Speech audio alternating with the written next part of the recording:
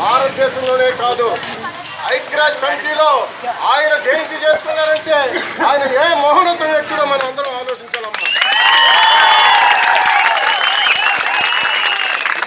ఈ ప్రభుత్వ ఆఫీసుల్లో రెవెన్యూ కానీ పోలీస్ స్టేషన్లో కానీ ఎక్కడ చూసినా గాంధీ గారి బొమ్మలే ఉంటాయి.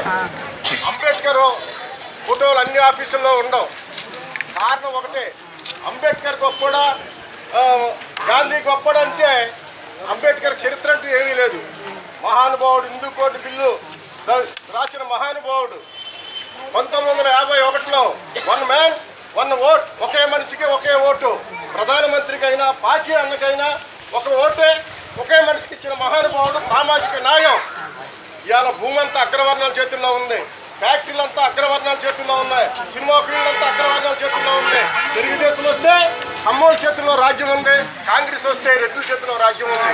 కానీ 85% ఉన్నాం మనం. అంబేద్కర్ ఓటుని మనం తాకట్టు పెట్టుకునే దుర్మార్గమైన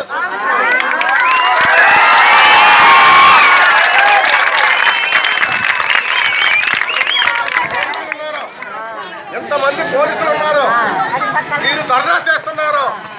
పోలీసులు దగ్గర నిగ్రహం పెట్టొచ్చున్నారా?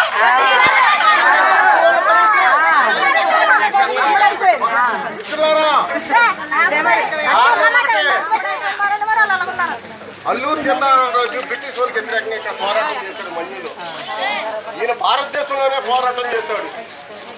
అల్లూరు సీతారామరాజు విగ్రహం అంత అన్ని చోట్ల పెడతా ఉంటారు.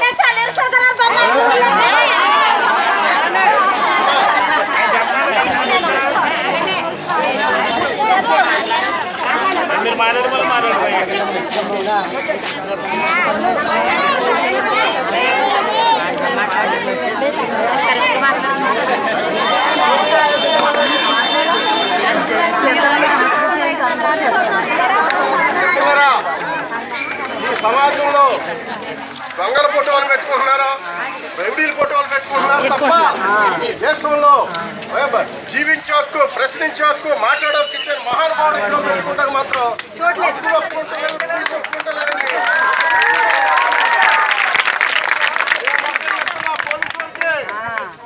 ఇక్కడ తిని ఎవరు తీసినా పోలీసు వారే బాధ్యులు.